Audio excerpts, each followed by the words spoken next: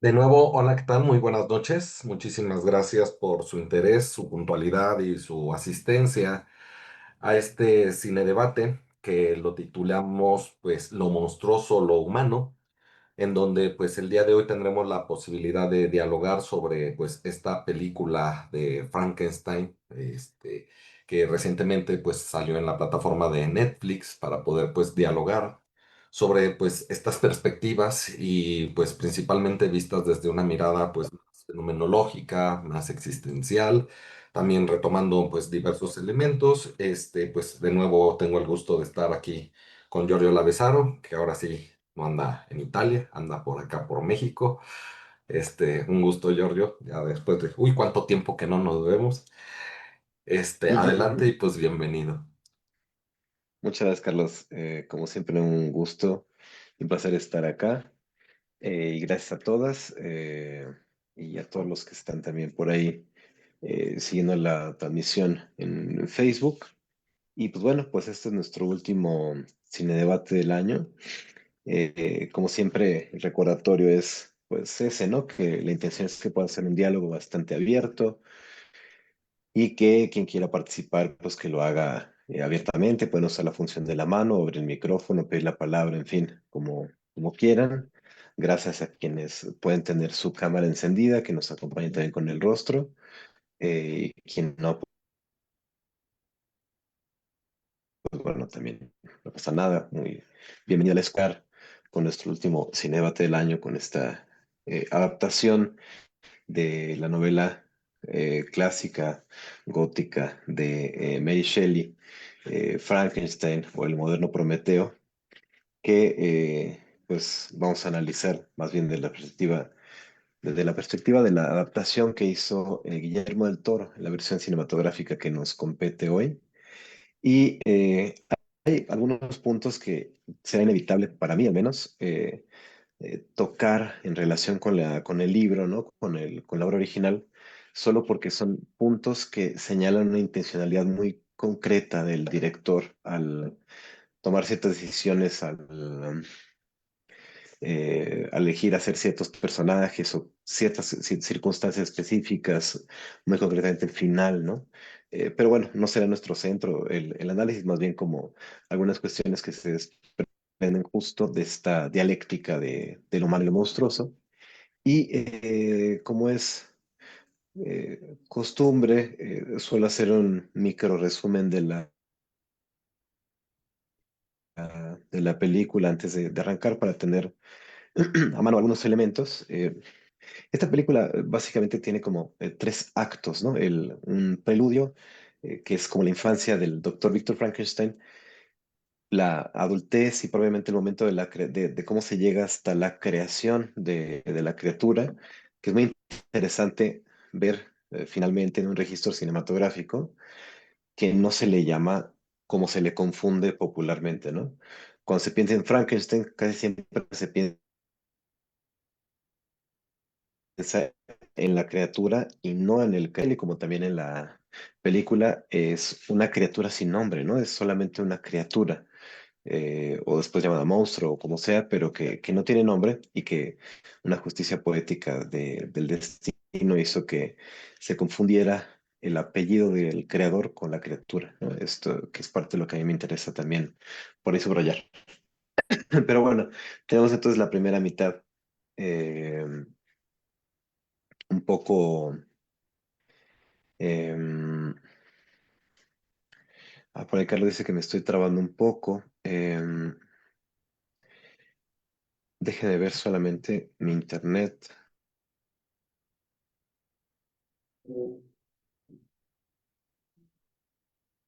que no es tan buena, que esto va a ayudar mucho.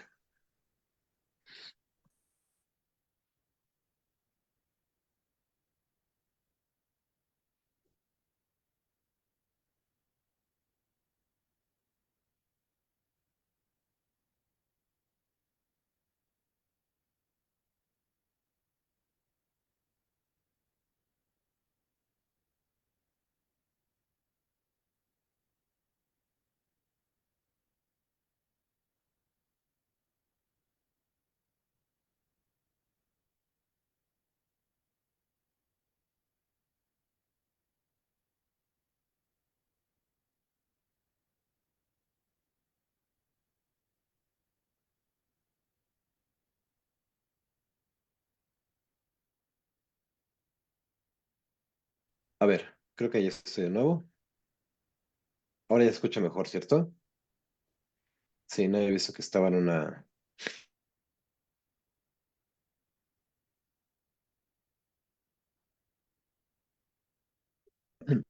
Entonces, bueno, la película está evidente, está como tres partes. Es este preludio donde está el inicio, digamos, como de la historia del doctor Víctor Frankenstein y toda su ambición y parte de su infancia, de la que vemos y su relación con su madre y su padre.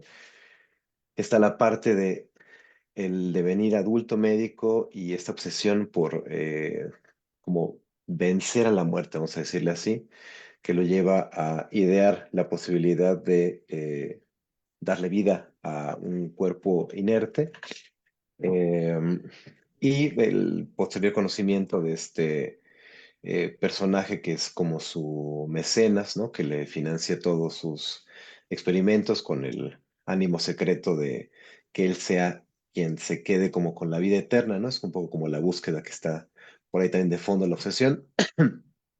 El resultado fatal y en muchos sentidos de la creación propiamente de la criatura, que se siente como un fracaso en el primer momento, la muerte del mecenas y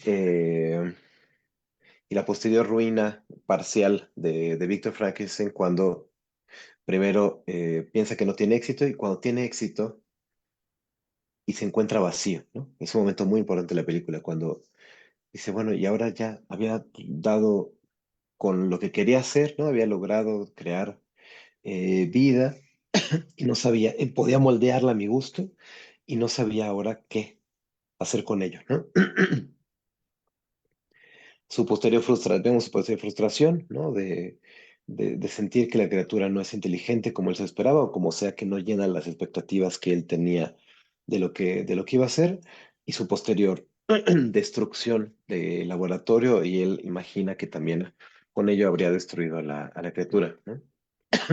Y vemos después, posteriormente, la versión desde ese punto de la propia criatura, ¿no? Su propia historia, que es un detalle como muy interesante que le da justo Guillermo del Toro a la adaptación de Frankenstein. En la versión de Mary Shelley, nunca se le da voz al monstruo para contar su historia, ¿no? Se le da voz, pero no propiamente para contar su historia. Y cuenta justo como su devenir eh, humano, ¿no? Su devenir, prácticamente su nacimiento, ¿no? Desde esta escena saliendo de esta torre por las cloacas, ¿no? Que representa una especie de nacimiento, hasta encontrarse con el mundo, encontrarse con la violencia del mundo, aprender de ella, aprender el lenguaje, aprender a leer, etcétera, etcétera. Darse cuenta de su origen, y buscar a Víctor Frankenstein para que al menos le dé una compañera, ¿no? Esa es su petición. Y, y bueno, los va a encontrar a él, a su hermano y a su cuñada en la boda de ellos. Ahí en medio, esto no vamos a discutir ahora, a menos de que sea un tema de su interés. No es por lo pronto un tema que a mí personalmente me atraiga, y también como todo un tema en relación con Víctor Frankenstein enamorándose de la cuñada, que es la misma actriz que interpreta a la madre, ¿no? Que bueno, que es algo de lo que podremos discutir, pero no sería mi primera intención. Eh, y también vemos a un encuentro de esta cuñada, Elizabeth, con la criatura antes de que Víctor Frank se quiera destruir el laboratorio y a esta criatura, y vemos un encuentro como de mucho entendimiento, de mucha empatía entre esta mujer que se siente que no encaja en ningún lado en el mundo y esta criatura que en efecto, o a todos los efectos, tampoco encaja con nadie, con nada. Eh, por un incidente eh, terminan matando, bueno, Víctor termina matando, Elizabeth buscando matar a a la criatura.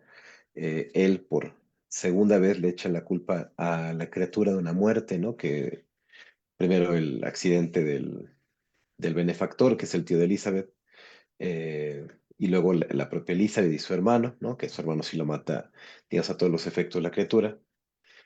Y todo esto nos lo están contando desde un barco que está encallado en la Antártida, ¿no? Esto es lo que vemos en las primeras escenas de la película y al final y los interludios cuando vemos interactuar a los narradores con el capitán del barco y demás, ¿no? Eh, que es donde al final se encuentran Víctor y la criatura. Eh, Víctor se refugia para contar su historia, luego irrumpe la criatura, cuenta su historia, ¿no? Eso es como las dos partes de la película. Y vemos cómo al final, después de de toda esta persecución mutua, de toda esta ira, de todo este dolor casi sin sentido, al final cuando se logran escuchar mutuamente, criatura y creador, logran reconocerse como padre e hijo, ¿no? Que es un detalle muy particular de la película, ¿no? Y en este reconocimiento, de, de tanto de la criatura como padre, como del creador, como de reconocer a la criatura como hijo, ¿no? Se da una cosa que rompe por completo en ese sentido como el arco narrativo de la novela en Mary Shelley, quiero decir, ¿no? Y le da una intencionalidad muy particular, ¿no? Además de cierta redención también a los personajes porque un detalle muy particular de la criatura en la versión del Toro es que no puede morir, ¿no? Es algo que en la novela no es así. Y entonces es una condena doble, ¿no? Porque es una condena a una vida de completa soledad y además no tiene el alivio de la posibilidad de la muerte, ¿no? Eso lo dice la criatura en algún punto de la película. Y al final vemos que se perdonan mutuamente, se aceptan como padre e hijo. El padre muere, ¿no? Víctor Frankenstein muere finalmente, con un poco de paz cuando le regresa su nombre de nuevo, que era lo único que repetía al inicio la criatura cuando le da vida, ¿no? Como lo habría hecho, y se lo dice muy puntualmente ese personaje, ¿no? Elizabeth, que le dice, quizás solo repite esa palabra porque esa palabra es todo para él, ¿no? Eh, y es la palabra que es su nombre Víctor, ¿no? Que también tiene como una marca muy específica del padre, que es un padre terrible que también tendremos oportunidad de analizar, eh, y que le da sentido al final cuando finalmente se reconoce como padre de ese hijo, ¿no? Y le dice que ya que no puede morir, lo único que le queda es vivir. Y bueno, cierra la película con esta cita de Lord Byron, que es justamente con la que estábamos también haciendo la difusión, ¿no? De este último cine debate del año, ¿no? Y pues bueno, que es esta cita que dice, y así el corazón, aunque quebrantado, continuará viviendo, ¿no? Es la cita con la que cierra la película, ¿no? Y bueno, esto es un poco como para tener algunos elementos, para recordar más o menos, para quien la pudo ver, eh, parte de los hilos de la trama, ¿no? Y a mí me gustaría empezar el trabajo de la película en torno a esta dicotomía de lo monstruoso y lo humano, justo porque unos días antes, eh, hace unas semanas más bien, eh, justo leyendo comentarios de gente en redes sociales, en diferentes medios, sobre la película, leí el comentario de un escritor, colega mío, Omar Delgado se llama, que hacía algún análisis de la película que ahora no estoy a contar, pero que justo reparaba en un punto que me parece un despropósito, ¿no? Lo que decía Omar Delgado en su post era que en la adaptación de Guillermo del Toro veíamos quién era el verdadero monstruo, ¿no? Es lo que decía, ¿no? O sea, no la criatura como siempre se ha imaginado en términos, pues es una criatura que entra en nuestro imaginario, ¿no? Que es parte de nuestras pesadillas, fantasías y nuestros disfraces, en fin, ¿no? Eh, y que no era la criatura, sino el doctor, ¿no? Que ese era el verdadero monstruo. Y eso me parece justamente como la trampa, ¿no? Porque si algo tiene la versión cinematográfica del Toro es que lo que vemos en Víctor Frankenstein es un origen que nos hace entender por qué se comporta como se comporta. Él tiene un padre que como él mismo, ¿no? Y esta es como justo la paradoja, un poco de la paternidad, de la vida, de la película, y es que él tiene un padre terrible, que es este médico que le golpea la cara porque no se sabe de memoria las partes del cuerpo, qué sé yo, la cuestión eh, médica, que termina de alguna manera provocando la muerte de la madre porque está como ahí interesada en la herencia, es una cosa que no tenemos muy clara en la película, que le miente al hijo, que le dice, no, no, hice todo para salvarla, no sé qué, ¿no? Y que además, para más Inri, ¿no? Para él, el personaje, ¿no? Para Víctor Frankenstein, su hermano William sí es aceptado por el padre, entonces tiene como todas las cruces encima y pierde a la madre, ¿no? Entonces tiene una pérdida que para él es la pérdida justamente del amor y de la mirada, que es lo que está queriendo recuperar frenéticamente y por eso se enamora de Elizabeth, ¿no? Eh, pero que es lo que trata de hacer al como vencer la muerte, ¿no? O sea, un poco es como la cosa más literal de tratar de hacer una elaboración de un duelo, ¿no? Eh, Duelo que en su caso le significa justo perder la única figura que era tierna y que representaba de alguna manera el amor eh, para él. Y entonces él termina creando a esta criatura queriendo separarse de su padre, de no ser como él, y termina repitiendo exactamente lo mismo en el papel que él ni siquiera se da cuenta, sino hasta el final de su vida, que estaba teniendo como padre a su vez, ¿no?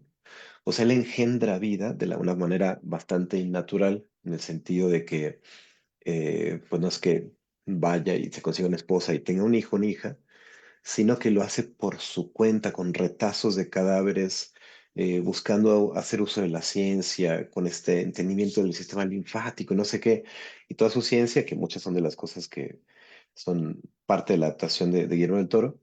Entonces él crea vida, pues,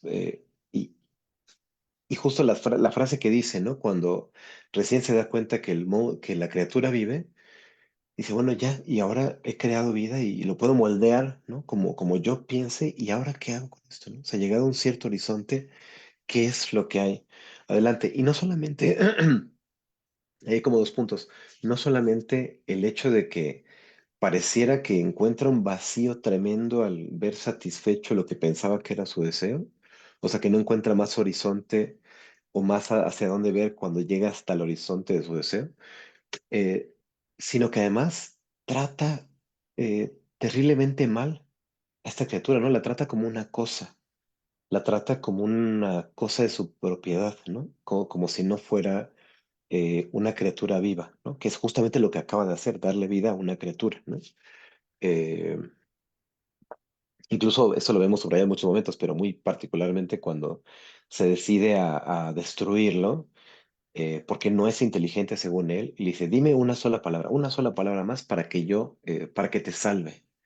Y el otro le dice otra palabra, ¿no? Y le dice Elizabeth, ¿no? Entonces le hace saber que con ella sí pudo desarrollar otra palabra, y el otro hace que no lo escucha y termina queriéndolo destruir, ¿no? Entonces, esa brutalidad, ¿no? Que él ejecuta con el hijo es de una paradoja tremenda porque es esta paradoja de yo no voy a ser como mi padre, entonces voy a hacer otra cosa, en su caso este delirio de voy a superar la muerte, voy a crear vida y no sé qué, y termina repitiendo exactamente lo mismo, siguiendo el camino que pensaba que lo alejaba de ese destino, que era repetir lo que había hecho su padre, ¿no? Eh, pero entonces ahí, o sea, lo que me parece muy importante anotar es que no es que Víctor Frankenstein sea el verdadero monstruo, es que él, con su historia, así como la propia criatura con la historia que le toca, no parecen, digo, no parecen tener otro camino sino el que vemos en la pantalla, ¿no? Víctor Frankenstein es una persona que no logra pensar como en nadie, sino en sí mismo y con esta obsesión de crear vida y no sé qué. Y la criatura, a su vez, siendo un ente completamente reactivo, ¿no? Que si alguien es bueno con él, entonces él es recíprocamente bueno y que si alguien lo maltrata, él es completamente violento, ¿no? Iracundo y tal, ¿no? Entonces me parece que una de las finezas de la adaptación de Guillermo del Toro tiene que ver justo con no situar precisamente como quién es el monstruo, sino entender que en la historia de cada uno se explica cómo es que llegan a ese punto de su historia, ¿no? Entonces no es como que sea, justo eso no es una película y me parece que eso es un gran acierto de entender quién es el malo, ¿no?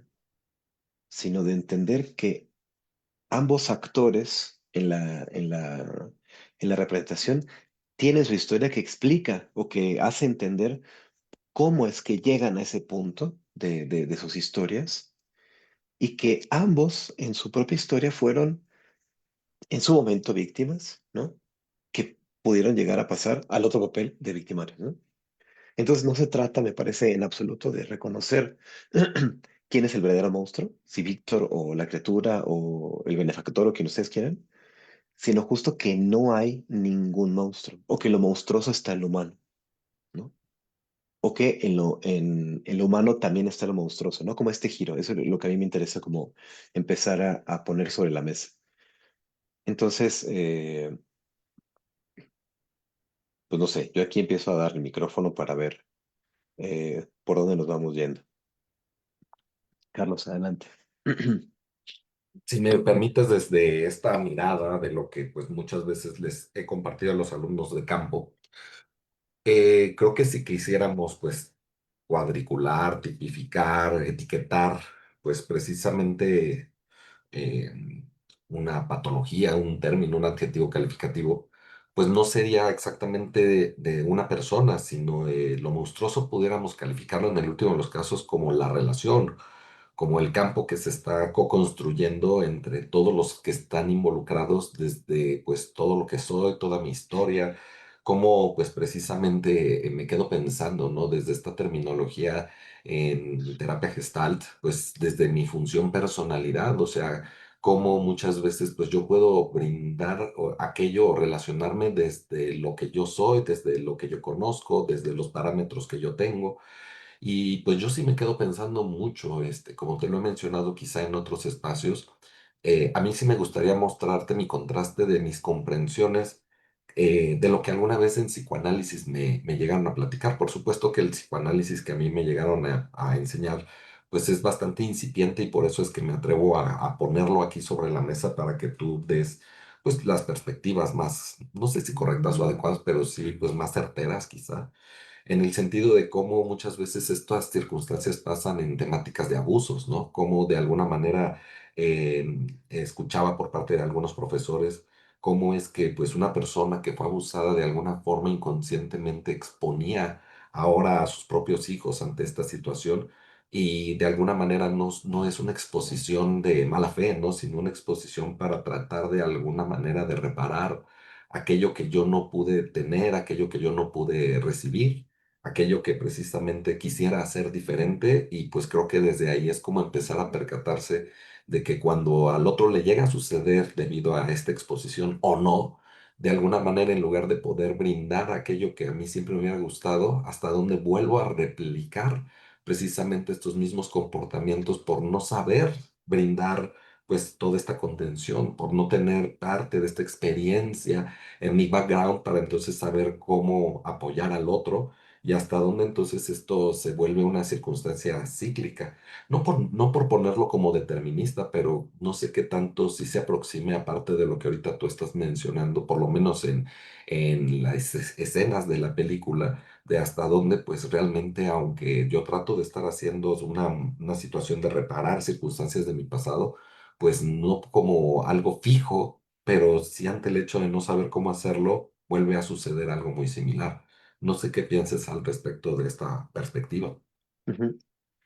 Me parece que ahí yo un poco lo que diría, Carlos, es que eh, hay como tres cosas quizás que pondré sobre la mesa. La primera tiene que ver justo como con, digo, puede ser una sesión de abuso, puede ser una sesión traumática, puede ser cualquier cantidad de cosas, pero me parece que ahí el punto nodal tiene que ver con la imposibilidad de apalabrar y por lo tanto elaborar aquella experiencia, que es lo que podríamos llamar en este término afín, ¿no? Como un asunto inconcluso. Entonces, ¿qué es lo que pasa? Que justamente ese asunto inconcluso se vuelca hacia la repetición, ¿no? Porque en esa repetición lo que se busca es precisamente una forma que no termina de cuajar, déjenme usar el término coloquial, esa elaboración pendiente de algo que, por un lado, no se termina de entender, no se termina de acomodar, eh, y que termina replanteando el escenario con diferentes actores como para encontrar en ese nuevo escenario como el sentido que falta a aquella situación inconclusa, ¿no? Eh, y esto me parece que atraviesa una cuestión también generacional porque muchas veces lo que pasa es que eh, yo ahí hablaría de tres generaciones. O sea, una, digo, para no irnos a una cosa infinita, ¿no? En una primera generación se puede perpetrar la situación, vamos a llamarle abuso, situación traumática, etcétera, y es una cosa tan violenta y en ese tipo de escenarios hay tan pocos recursos para elaborar que lo único que se tiene es justo para heredar, digamos, o para elaborar es justo heredar, más bien, ¿no?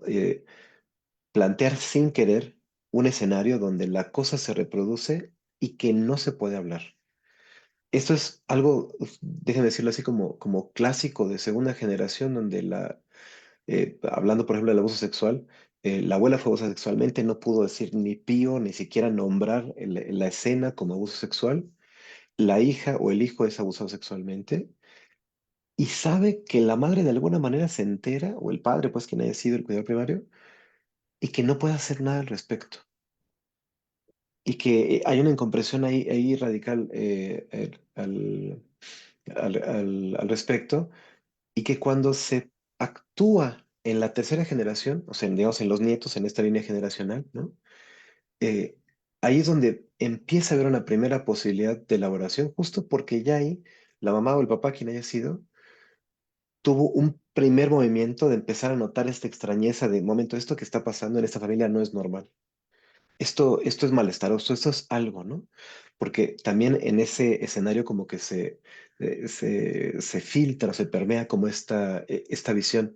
Ahora, ¿qué es lo que hace que en una tercera generación una persona logre, déjenme decirlo así, como romper la cadena o la secuencia y demás? Por ejemplo, dicho de manera muy general, es una pregunta que yo he planteado y tratado de elaborar en muchos espacios, eh, que es pensar de qué depende que una persona pueda llegar, por ejemplo, hasta un espacio de psicoterapia, ¿no? ¿De qué depende? Eh, hay una cantidad que es uno de los espacios, no es el único, naturalmente, pero así como digo psicoterapia, entiéndase cualquier espacio donde alguien podría elaborar una experiencia así. ¿De qué depende que alguien llegue hasta ahí? Que tenga el privilegio, el recurso, el lujo de poder dedicar un tiempo en su vida a entender esto que le pasa o que le pasó y que le compete y que lo tiene ahí dando vueltas, ¿no? ¿Quién sabe? O sea, en la vida de cada uno uno puede entender si lo trabaja como cómo fue que llegó hasta ese punto de su propia historia, cómo fue que llegó, hablo en mi caso, por ejemplo, cómo fue que llegué a terapia, cómo fue que de ahí fue empezando a elaborar, etcétera. Pero ¿qué permitió eso en primer lugar? ¿Qué extraño azar? Es un misterio, ¿no? Es un misterio, pero que me parece que es justo en esa posibilidad de elaboración, o sea, que pasa de la mm, mm, denegación total, en la primera generación, del no poder siquiera nombrar, a la represión, al decir de esto no se habla, pero ahí se nombra, ¿no? De esto no se puede hablar, a la posibilidad de hablarlo. O sea, es como justo como qué vuelta se da en la familia sobre lo oculto para que en una generación alguien pueda empezar a decir esto que viene siendo sintomático en toda una generación de personas en una serie de familias, ¿no? Ahora hablo de lo generacional porque me surgía como espontáneo pensándolo así como me lo planteabas, Carlos, ¿no? Eh, pero creo que justo lo que vemos, por ejemplo, en la película, para revisar la película, y doy la palabra a las personas que están por ahí ya queriendo participar, eh, vemos que tiene que pasar algo, ¿no? En el caso de la película, ¿qué es lo que pasa ¿no? Justo vemos de nuevo tres generaciones, el abuelo, Leopold, el padre Víctor y la criatura, ¿no? Eh, Vemos una cosa que es no imposible, pero poco probable, tanto estadísticamente como, decimos que es un momento como de redención recíproca, es ese momento final de la película cuando el padre le dice, perdóname, o sea, en realidad tenía todo para, o sea, como pasa en la novela, tenía todo para irse a la tumba creyendo que él nunca se equivocó, ¿no?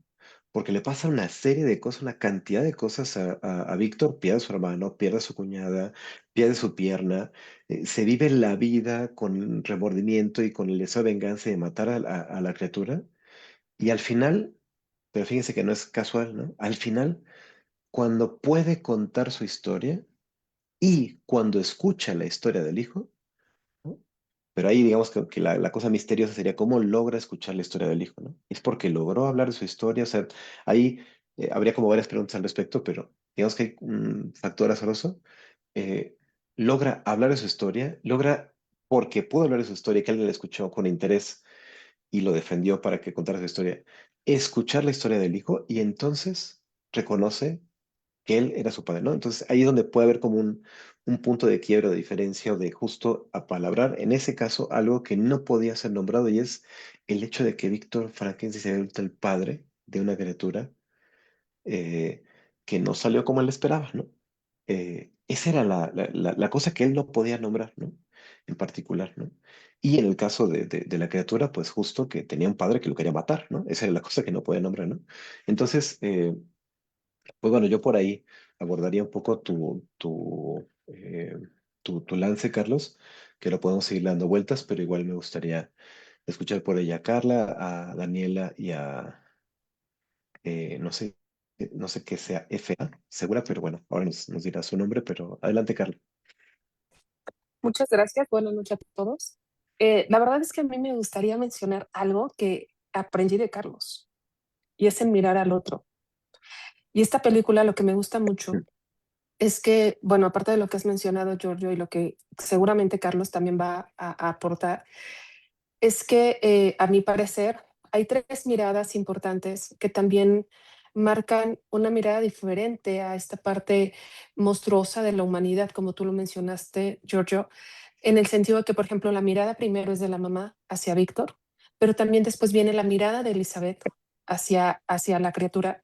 Pero creo que una mirada que hace una diferencia y un parteaguas en la película es la de el anciano, el ciego. Y justamente desde esta mirada en donde no hay una mirada física, permite mirar al monstruo eh, desde una contemplación diferente, ¿no? Porque pareciera que él mira justamente ese ser del que de pronto Heidegger nos habla.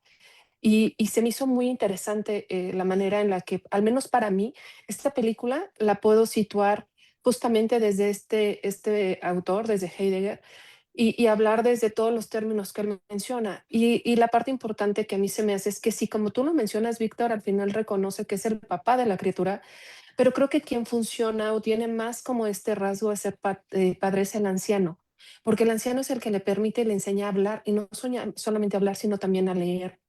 Y es él el que le permite como tener una existencia totalmente distinta, de la cual permite que la criatura, que al final adopta el nombre del padre, Víctor, pueda narrar su historia. Y entonces aquí creo que también de pronto vivir entre la parte monstruosa de nuestra parte monstruosa y tener esta mirada ay, se me traba, completiva, de los otros, en donde está, pues, sin juicio, sin esta carga de prejuicio, sin esta carga de sentencia, sin esta carga, como tú lo mencionas, de asesino, de tratar de aniquilar al otro, sí permite mirar como esta parte hermosa que puede existir, ¿no? Y esta mirada que tenía, y lo vuelvo a reiterar, como la mamá de Víctor, como Elizabeth cuando contempla a la criatura y cuando la ve por primera vez, que tiene una mirada totalmente diferente y pareciera que hay este enamoramiento justamente de esa gran creación que Víctor logra y que es como ¿cómo es que lograste darle vida a esto cuando podría no serlo? Porque estamos hablando completamente de un ser formado por partes, como tú lo dijiste, como retazos de cuerpos, en donde de una manera sumamente impresionante le diste vida. Gracias a tus relaciones que el otro te enseñó como el sistema nervioso y lo que hacía falta y tú llegas a entregar, a dar como con este punto que ya lo había hecho cuando está ante el consejo de los médicos, pero que ya lo logra con toda este cuerpo formado. Y entonces es como este asombro, ¿no? Este asombro genuino de cómo es que lograste que esta criatura, que este producto tuviera vida y que aparte tenga una sensibilidad que se pueda encandilar por una hoja corriendo por el agua, ¿no? Y que esta criatura, como tú lo mencionaste, cuando sale de la cueva, tiene una constante muerte y un constante renacer. Y tiene un constante impacto y que siga, o sea, sí es rechazado por los demás simplemente como por la parte física, pero no está contemplándose desde la parte asombrosa de la creación, ¿no? Y que justamente como tú lo mencionas, y en esta parte sistémica de cómo es que la mirada de los padres nos rigen tanto, nos regulan tanto y a veces nos pareciera que nos limitan, ¿no? Porque de la misma manera en como Víctor ve a su criatura, ve a este producto que él hace, es la misma mirada que tiene la sociedad ante él. Cuando él está siendo admirado por justamente esta creación tan maravillosa que tuvo y tan ser un doctor chingoncísimo que logra darle vida a algo, pero que también a la vez está rechazando ese producto de lo que él hizo.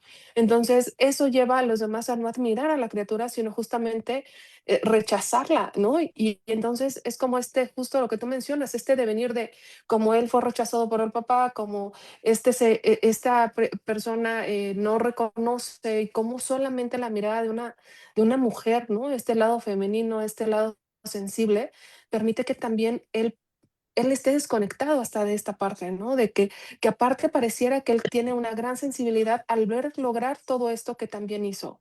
Entonces, para mí la película tiene esta súper cargadísima de información que tiene una flexibilidad para poderla adaptar, como tú lo mencionas, desde el psicoanálisis, como lo menciona Carlos, quizás podría ser desde la gestalt, quizás también desde la parte conductiva, o sea, la existencial y un sinfín de cosas, porque está cargadísima de tanta información. Y a mí, la verdad, es que yo no me acuerdo de la primera película de Mary, pero esta película no solamente, al menos para mí, me hizo como decir, o sea, qué gran creación hizo, qué buena adaptación hizo, sino que sí se podría seguir obviamente un análisis y una reflexión de por mucho tiempo, porque lleva demasiados hilos conductores que nos puede ir unificando hasta las mismas teorías, la misma filosofía y un sinfín de cosas que cada uno de nosotros vivimos en nuestro día a día. Entonces, bueno, eso era lo que yo quería aportar. Muchas gracias. Cierro el micrófono. Muchas gracias, Carla, por tus comentarios.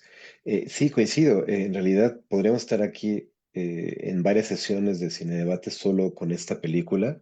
Le podemos sacar un montón de jugo. Con muchas buenas películas eso pasa, ¿no? Que tienen muchísimas cosas, detalles, elementos, hilos de la trama que podrían permitirnos seguir y seguir.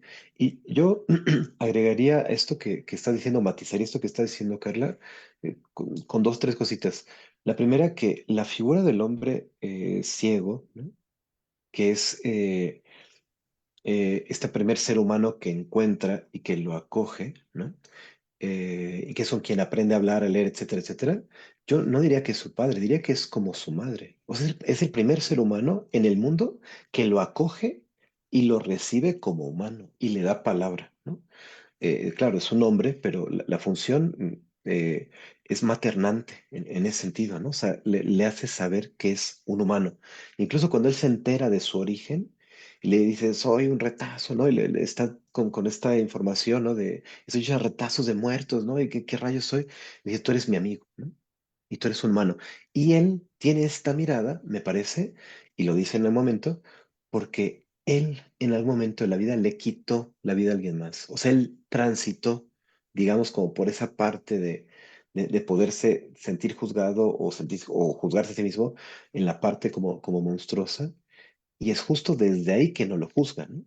Y también un poco está este asunto de la ceguera, ¿no? Que hace que no lo vea, ¿no? Porque todo se ha dicho al calce, ¿no? El asunto del aspecto físico también juega una cosa bien fuerte, ¿no? En nuestra constitución, de nuestra propia imagen, lo que nos devuelven los otros, etcétera. Es una cosa que por más que uno quiera decir, si es que lo quiere decir, que el, que la imagen o el cuerpo o lo que sea es una cosa superficial, ¿no? La piel es nuestro órgano más extenso, ¿no? Y es lo primero que se ve y es donde está toda nuestra terminación nerviosa. Sí, claro que tiene una afección muy importante también esto, ¿no? Y, y bueno, ya no me extenderé para poderle dar la palabra a los demás.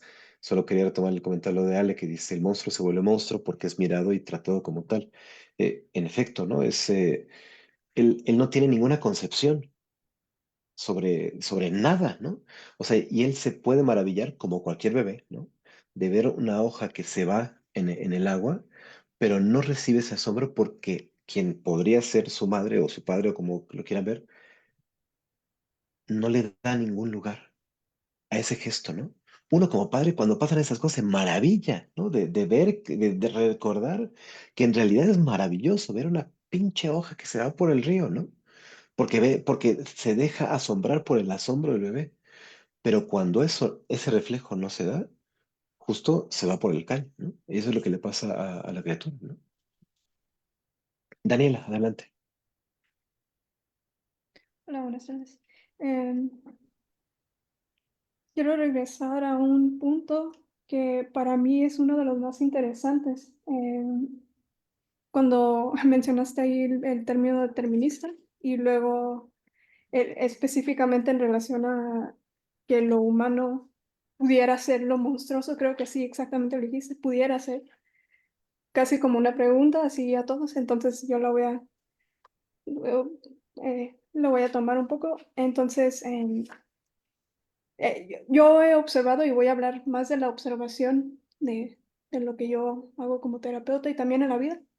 Em, pues yo en este caso de que normalmente sí le pudiéramos decir abuso si esto fuera un caso real, ¿no? Que pues es algo generacional, abuso generacional, como le quieras decir, ¿no?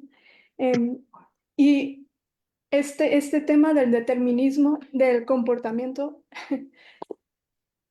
específicamente como lo postulaste, ¿no? Como un delirio, ¿no? Los delirios que vive Víctor y crea a un hijo, le da luz a un hijo de una manera acarreada por el instinto y paralela a su propia vida también a la vez, ¿no?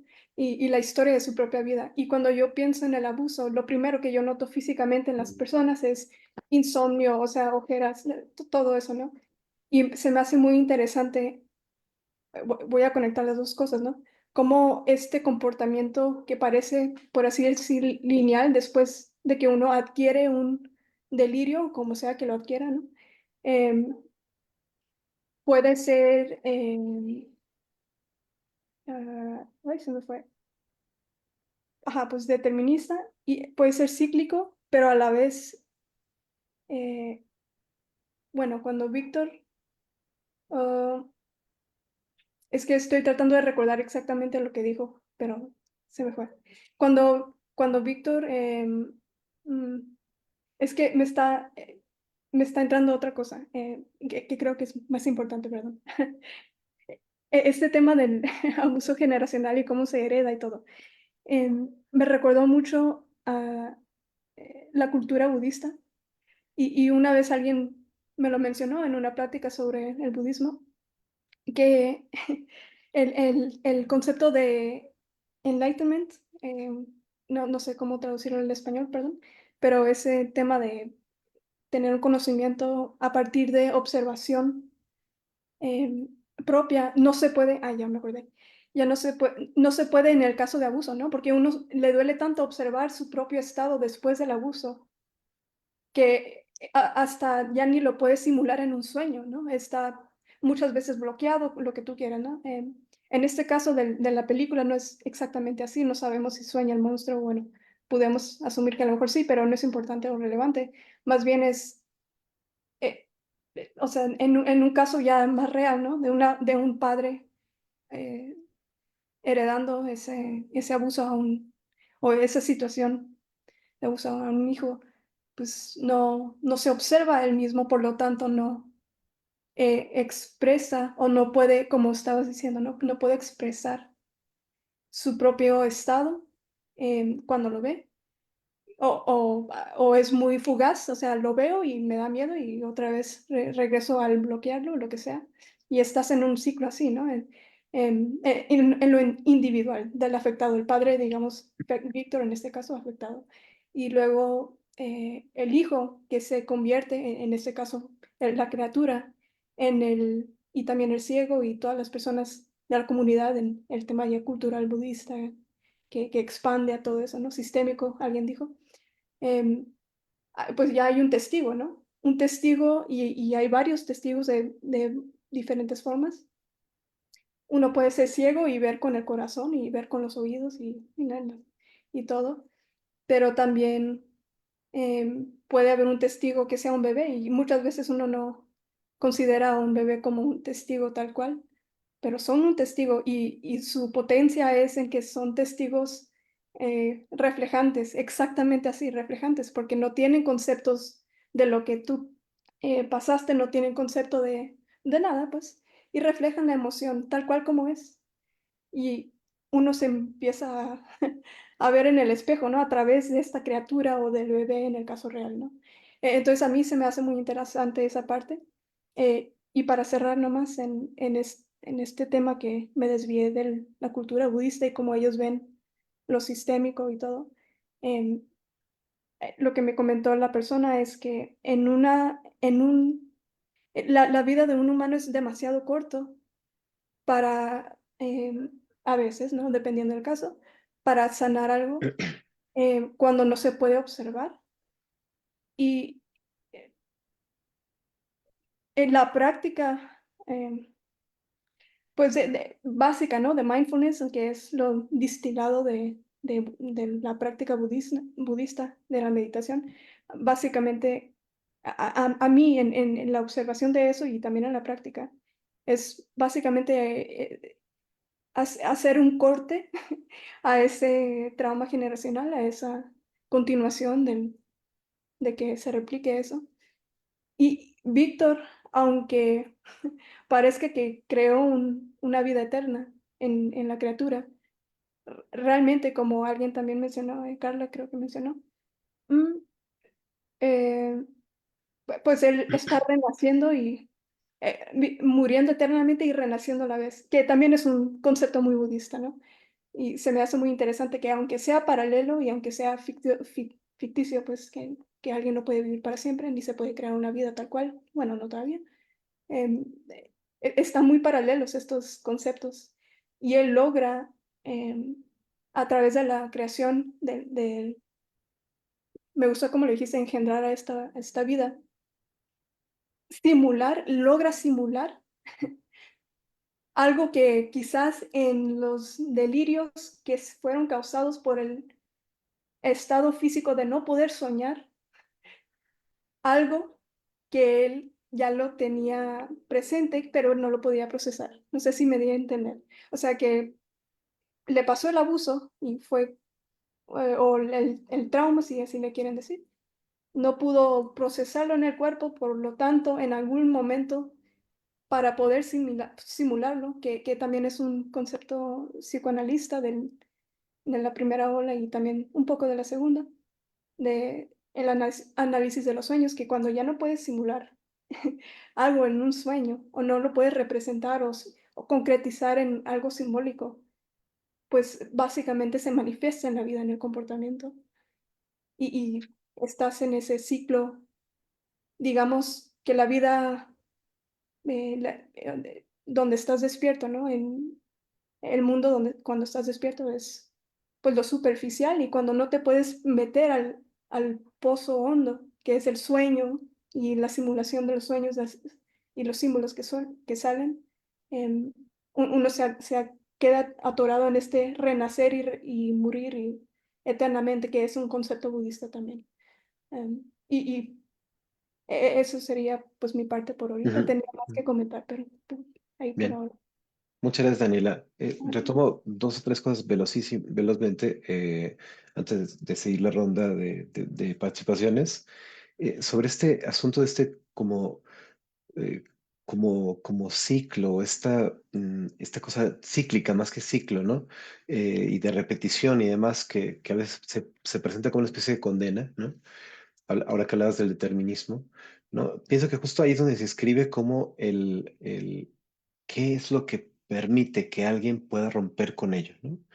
Hablando siempre en términos de nuestro trabajo, hablo de nuestro trabajo como comunidad, ¿no? Como terapeutas o como interesados en la terapia, ¿qué es lo que permite que alguien llegue hasta ese punto, ¿no? Volviendo a la película, decía, es muy azaroso. De repente él llega con este barco, con este capitán que está dispuesto a escuchar, él en el límite del sufrimiento, con la criatura ahí que está a punto de, él imagina, de matarlo, de hacerle algo peor. Y entonces en el limbo de la vida y la muerte decide contar su vida y entonces cuando alguien le escucha, clac, algo cae y le permite escuchar la versión de su hijo y algo cae, ¿no? ¿Qué, qué es lo que permite llegar a ese punto? ¿Quién sabe, no? Es un misterio, ¿no? Pero un principio que me recordabas en ese sentido es que lo que le pasa a Víctor Frankenstein es que no puede ni siquiera asombrarse de lo tremendo que está haciendo, eh, justo porque es como si su visión quedara completamente empañada por esta obsesión que es vencer a la muerte, que es de alguna manera como salir de este asunto inconcluso, de lidiar con el trauma, como le quieran llamar, eh, y qué vida tan miserable, ¿no? El de ni siquiera poder maravillarse de algo tan tremendo como podría ser lo que vemos en esa situación ficticia. Y lo último que quería decir, que era lo que me recordabas, es que justo un principio muy psicoanalítico es que lo que no puede apalabrarse se actúa. Entonces, precisamente ahí donde no puede tener lugar la palabra es donde se repite y se repite y se repite esta escena de, pues de violencia, de abuso, ¿no? de maltrato, ¿no? Etcétera, ¿no? Muchas gracias, Daniela. Y por ahí está también entonces, ahora nos contará si es Fabiola o Fátima o los nombres, pero bueno, de apellido Segura. Adelante, FA. Hola, buenas noches. Soy Fanny. Fanny, ni uno ni otro. Bien, adelante, Fanny. Bienvenida. Sí, los iba escuchando, sí, yo voy coincidiendo con lo que van narrando. Quisiera poner el acento en la parte de los recursos que también nos va a denotar el personaje, la criatura, porque si bien es cierto que está simbolizando un eterno de las heridas, de los no reconocimientos, de las llegadas al mundo, de esto que no se termina de inscribir en la mirada del otro, es muy interesante ver cómo la misma criatura, como un hijo lo sería en un contexto de realidad, una persona que no ha sido reconocida, también va a encontrar recursos internos, porque cuando él está en el incendio, él mismo se zafa.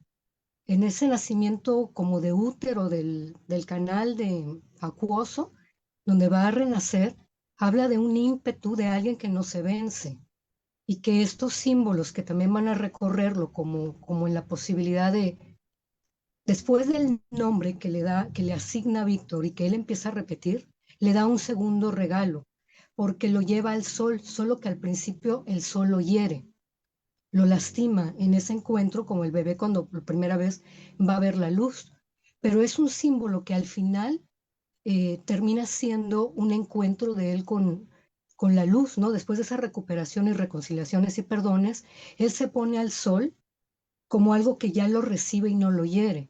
Entonces, es muy importante entender que está reflejando la película el no morir del personaje como un continuo de símbolo o arquetipo en el mundo que nos muestra que siempre va a estar este recorrido del nacer y que eso es lo imposible, cómo lo va a adoptar cada quien, pero además no solo eso, sino que a veces cuando el niño no tiene los recursos de sostenimiento, ya sea del invidente que le da el sostén de figura materna o la reconciliación del reconocimiento paterno cuando se dan ese beso y ese perdón, Lo cierto es que él en el camino se hizo preguntas, llegó a nombrar metáforas, llegó a pensar que sí se puede renacer, llegó a una manera de buscar en el camino, aún con la ira y el dolor, una posibilidad de aterrizarse. Y no se nos debe de olvidar eso, no es nada más ver como la parte fatídica del sufrimiento y las heridas, sino los recursos internos que a pesar de los no reconocimientos del exterior, alguien puede en su búsqueda ir por ellos, ¿no? Que tendría que ver a lo mejor con parte de la pregunta que haces de qué hace que alguien llegue a una terapia, ¿no? Pues a veces es eso, cuando no se inscribe, busca a la persona ese reconocimiento, porque va a haber una escena también muy particular donde él dice, yo soy hijo de unos sirios, y va nombrando lo que significa eso, ¿no?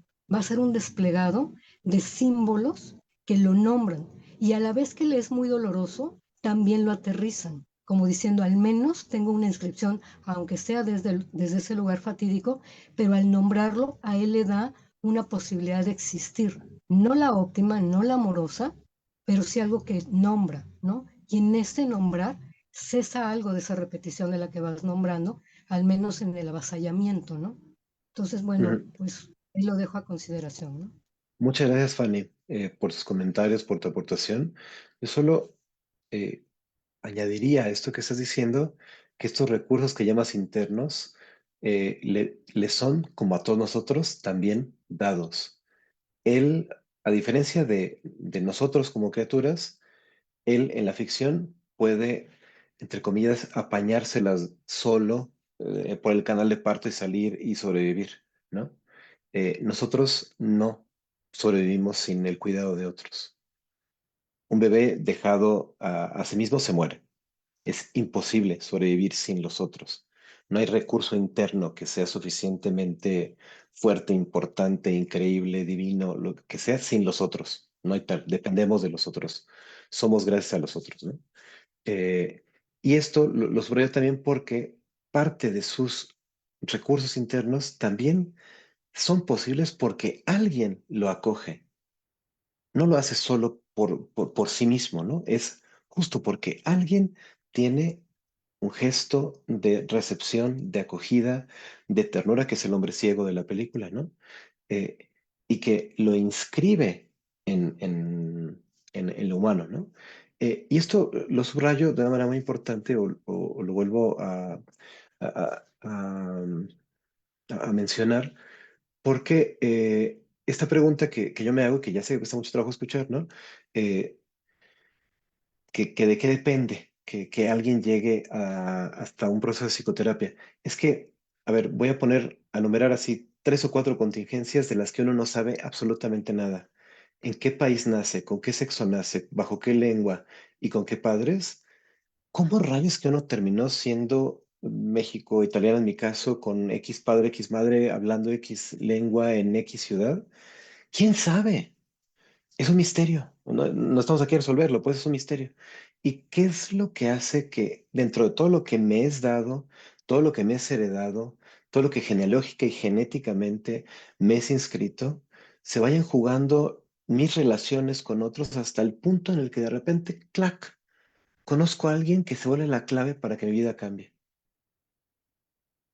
O sea, yo lo puedo echar a andar atrás en mi vida y en el privilegio que tengo de compartir la historia de alguno de mis analizantes, pero es un misterio, o sea, ¿cómo es que yo llegué a conocer a esta persona en este momento específico de mi vida para que yo empezara a estar en terapia, etcétera, etcétera? ¿Quién sabe? O sea, es una pregunta sin respuesta, pues, ¿no? Ahora me doy cuenta, pues en su momento estaba como muy obsesionado, como, tiene que haber alguna solución teórica sobre ello, ¿no? Eh, pero bueno, Carlos, adelante. Me gustaría hacer una recapitulación de los comentarios que se han hecho hasta el momento y retomando un poquito de lo que mencionó Carla, ¿no? Algo que me llama a mí mucho la atención es principalmente dos cosas. El punto número uno es entender de qué está hecho el monstruo. O sea, realmente entonces es ir comprendiendo cómo hay un suceso de guerra y pues es articulado a través de personas que murieron en el campo de batalla. O sea, creo que si buscaríamos desde ahí una cuestión de simbolismos, es entender pues de dónde fue armado, de dónde fue articulado, no es como, ay, los difuntos que fallecieron en paz, y no, o sea, estamos hablando de pues una multiplicidad de soldados que pues realmente aparte fueron escogidos porque pues busca el cuerpo más grande, busca las características que yo quiero, o sea, creo que ahí es en donde vamos entendiendo cómo se va articulando esta idea del cuerpo del otro, ¿no?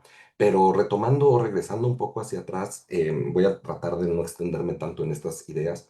Por un lado, es ir comprendiendo cómo, al fin de cuentas, Frankenstein, el doctor, en su práctica, pues él era visto como, pues exactamente eso, no socialmente como un monstruo. O sea, ¿cómo se te ocurre pretenderle darle vida a algo que ya falleció? Es un hereje, vas en contra de la religión, de la naturaleza, o sea. Creo que desde ahí es bastante complejo ir entendiendo esta parte de cómo brindarle al otro este apoyo, esta contención cuando desde mi padre, pero no solo desde mi padre, ¿no? Sino mi contexto, mi formación, mis colegas, o sea, es en donde me voy dando cuenta cómo todos me van viendo de esta forma y es en donde van reforzando esta idea que yo tengo acerca de mí. Entonces, de ahí es en donde yo me quedo pensando la segunda parte, ¿no? Cuando mencionaba Daniela, esta parte de cómo un bebé puede atestiguar, no lo dudo, pero me lleva a la práctica terapéutica y a la teoría del self desde la teoría Gestalt, en donde yo me quedo pensando en cuántas veces yo como terapeuta puedo ser testigo o darle esta mirada al otro, pero muchas veces esa mirada que está esperando el otro no es necesariamente la mía. Y creo que ahí es en donde empiezan también las grandes complicaciones. ¿Por qué? Porque a pesar de que la persona puede ser vista por muchos otros individuos, por, no sé, su madre, por su pareja, por la abuelita, por los tíos, por los colegas, por... No, pero ahí viene la bronca, ¿no? Yo no he renunciado a que en Gestalt se le llaman apetitos. Mi obsesión sea que mi padre me vea. ¿Y hasta dónde entonces puede haber una multiplicidad de personas que me estén dando ese reconocimiento, esa aprobación, esa contención, ese cariño, pero no me basta, no me es suficiente, no lo reconozco, no lo veo, no me es significativo, aunque atestigo en 50,000 cosas, y hasta dónde desde la teoría del self, mientras la persona no renuncie a que este apetito, pues realmente no va a poder satisfacer esa necesidad. Y un poco también retomando esta parte de lo que Daniela mencionaba, y sí discrepo un poco en las posturas teóricas de budismo, ahí sí no me voy a meter porque soy completamente ajeno, pero sí por lo menos entender esta práctica que mencionas del mindfulness, por lo menos desde esta perspectiva psicológica, el mindfulness no surge de budismos o filosofías orientales, el mindfulness surge de terapias cognitivo-conductuales de tercera generación, como la terapia de aceptación y compromiso. Entonces, el mindfulness como técnica es una técnica más contemplativa, entonces no tiene una finalidad en sí misma más que de alguna manera que la persona pueda reflexionar sobre su forma en la cual se relaciona con el mundo, pero de alguna forma tampoco es que sirva como mindfulness para la ansiedad, mindfulness para la depresión, mindfulness para el trauma, o sea, creo que ahí es en donde las técnicas muchas veces sí se terminan prostituyendo y realmente pues se termina pues teniendo una mala comprensión de la práctica, en la práctica clínica o terapéutica. Y por último, con este comentario que se hacía al final de Fanny, yo sí me quedo mucho pensando, por supuesto, como tú lo mencionas, Giorgio, coincido completamente de que pues este evento en particular como tal, de que coincida, pues es un misterio, pero sí me atreveré a decir de nuevo desde el marco de la terapia Gestalt, que pues cuando va la persona a terapia, cuando realmente su nivel de sufrimiento, que ese es el término que se utilizaría dentro del enfoque, ya no puede sostenerlo por sí misma la persona. Entonces, ¿hasta dónde en el momento en el que yo sí necesito ya poder hablar de esto? ¿Por qué? Porque se me está saliendo de mis manos, porque ya lo estoy actuando, porque realmente ya no hay manera en donde mis recursos que tengo lo pueda yo contener y sostener. Creo que ahí es en donde la mayoría de las personas levantaban la mano para decir, requiero a un otro, no requiero un encuentro, requiero una relación. Entonces creo que desde ahí sí pondría el énfasis, ¿no? También en lo mismo que tú mencionas. No sería tanto ver los recursos internos, porque me quedo pensando igualmente en un bebé, en la analogía que ahorita se hizo al respecto del túnel. Creo que si Elizabeth no le hubiera dado esta mirada desde un inicio, quién sabe si hubiera sobrevivido, ¿no? Entonces, creo que desde ahí es más que un recurso interno, lo que la propia persona va articulando en relación con nosotros para poder entonces, pues, luchar por su vida o sobrevivir, independientemente de cuestiones instintuales o pulsionales, que desde la terapia gestal también son funciones del campo, no internas. Ujú, ujú. Gracias, Carlos. Digo dos cosas breves y le doy la palabra a Citlali.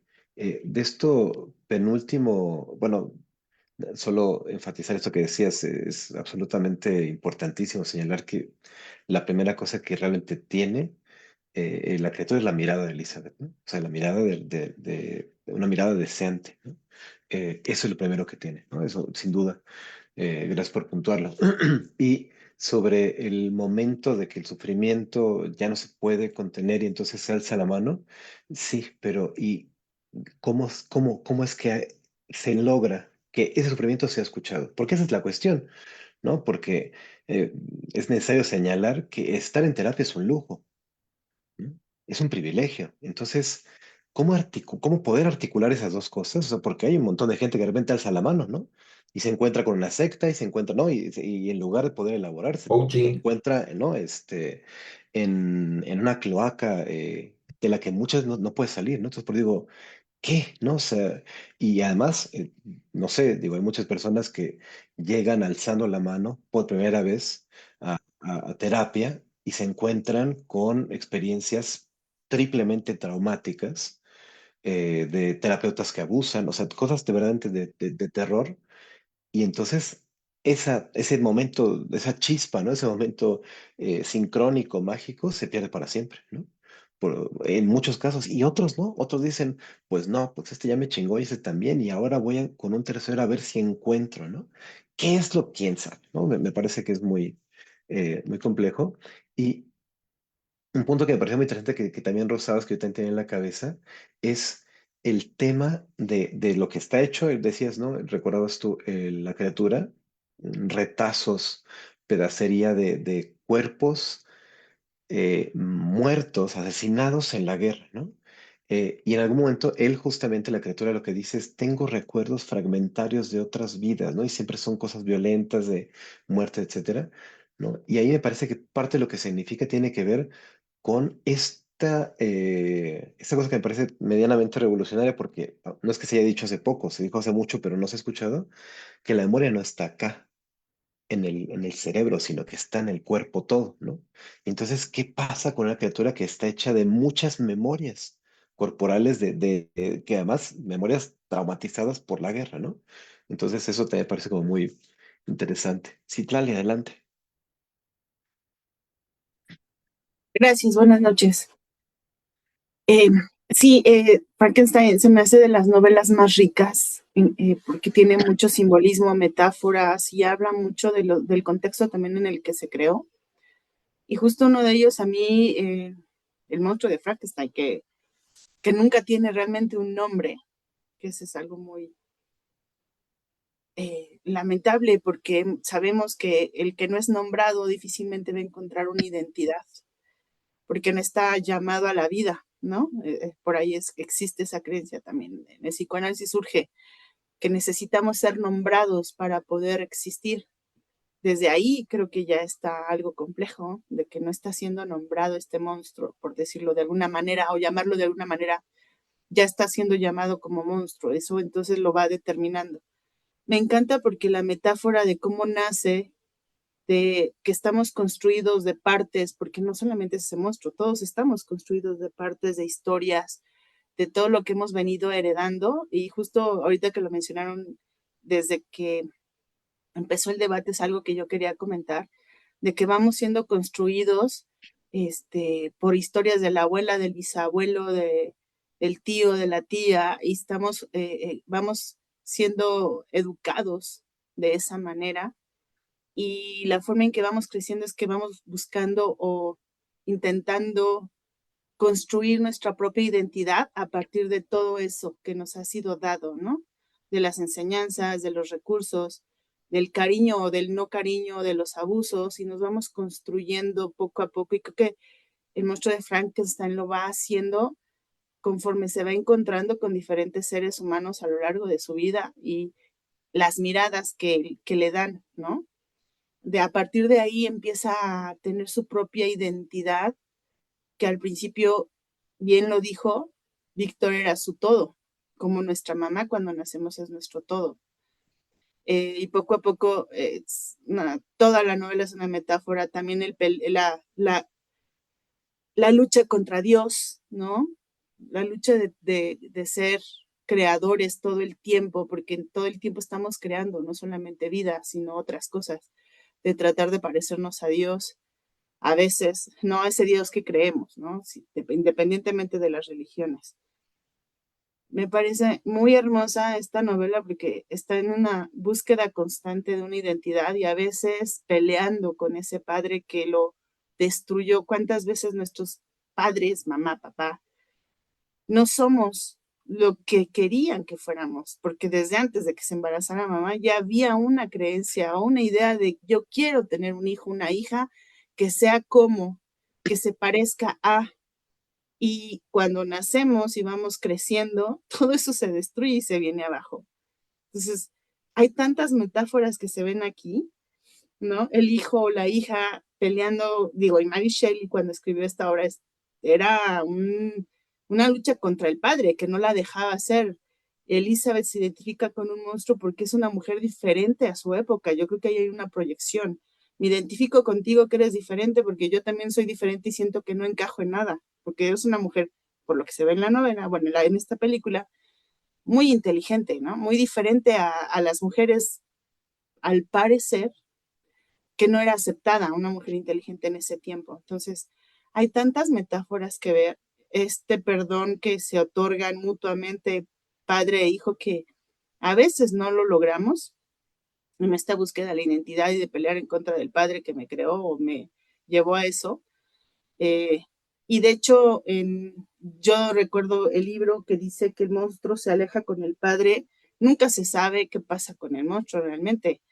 Cuando decía Giorgio que en esta película sí se nombra mucho que siempre, que es inmortal, bueno, que no muere nunca, pero creo que en la novela también lo dice vagamente, porque aunque no lo nombra, pero es esta también idea de siempre ser como inmortales y me parece bello como el Guillermo del Toro también nombra como una bendición, bueno, no dice una bendición, dice otra palabra, como algo bello que sí pueda morir el sufrimiento, porque aquí habla, no, bueno, yo lo voy a poner en una metáfora, no muere la vida ahí, ¿no? De Frankenstein, sino el sufrimiento, el estar solos, el que necesitamos de otros para podernos seguir construyendo. Y creo que es algo que también se nombra a lo largo de la película y con el mismo existencia del monstruo de solos no podemos sobrevivir, y lo acabas de decir, necesitamos del otro, de la mirada del otro, de la mirada compasiva, y eso es lo que nos va construyendo y nos va dando identidad. Si tenemos una mirada compasiva, vamos a ser de cierta manera, pero si tenemos una mirada crítica, abusiva, monstruosa, lo monstruoso de nosotros va a surgir, porque como seres humanos, si tú decías, hay lo monstruoso en nosotros, sí, como seres humanos puede haber la belleza, el amor, pero también lo monstruoso, las luces y las sombras. Depende de nuestras miradas, lo que nos reflejen en nuestro entorno, creo yo, que eso es lo que nos puede llevar hacia lo monstruoso o hacia un proceso constante de ir a terapia, por ejemplo. Creo que yo diría a la respuesta a la pregunta que dices de qué nos lleva a terapia, pues también nuestro entorno, lo que nos va reflejando. Eh, ya se dice por ahí, ¿no? Que entre dos gemelos nunca van a ser iguales, porque va también a depender de con quiénes se está relacionando uno y otro, dependiendo de qué se encuentra en el camino, a las personas que se encuentra o que se relaciona, también esas personas nos dan maneras de ser diferentes y muy diferentes a veces también a nuestros padres y hasta el entorno del que venimos de origen. Entonces yo creo que como seres humanos nos va construyendo todo, las miradas, pero como algo social, inherente a estar juntos y en convivencia. No podríamos, como tú bien dices, no podríamos sobrevivir ni emocionalmente ni físicamente estando solos. Y esa es una de las cosas que también nos da la película, esa belleza de necesito estar en compañía de alguien, necesito una pareja, porque el sufrimiento viene de ahí, de esa soledad, de ser diferente y de no poder estar con alguien más, de ser rechazado. Sí, sí. Gracias. Muchas gracias, Citlali. Retomo tres o cuatro cosas brevemente y regreso de nuevo la palabra. Por un lado, ahora que mencionabas de nuevo como esta constitución del monstruo, de la criatura, ¿no? De esta como pedacería y lo equiparabas como como también nosotros estamos construidos, como con las historias de nuestros abuelos, tíos, etcétera, no solamente, ¿no? También nuestro cuerpo es una pequeña, como como retacería, ¿no? Justo hay un libro muy bello que se llama Confesiones de un escritor burgués de Sandor Maray, que se la pasa en las primeras páginas hablando de un montón de cosas que uno piensa, bueno, pero ¿cuándo hablar sobre sí mismo, no? Porque está hablando de la casa y de la familia y de un montón de cosas que uno dice, pero ¿y dónde está él, no? Hasta que nos dice, es que todo esto, ¿no? Lo dice mucho más bellamente, ¿no? Vayan a leerlo, ¿no? No hagan caso de esta pésima paráfrasis que estoy haciendo, pero básicamente lo que dice es eso, ¿no? Es que soy todo esto, ¿no? De toda esta retacería, ¿no? O sea, mis ojos son de mi abuelo, mis manos son de mi padre, mi nariz es de mi tía, ¿no? También somos eso, ¿no? Y eso que une, ¿no? Toda esa retacería, todas esas historias, es lo que a veces llamamos yo, ¿no? Diría, en esos términos. Am, y dos puntos interesantes sobre este análisis que hacías entre la novela y la película. El primero es que el personaje de Elizabeth, curiosamente, en la novela es muy secundario. No tiene ninguna personalidad inteligente, genial o lo que sea, ¿no? Es del Toro quien la pone más bien en primer lugar, ¿no? Pero una cosa que es muy interesante es que Mary Shelley, cuando estaba escribiendo este libro, está embarazada, ¿no? Entonces, toda esta reflexión de Víctor Frankenstein sobre sobre el traer a una criatura al mundo y moldearla y no todo esto, por supuesto que es un pensamiento de alguien que está por devenir en madre o en padre, ¿no?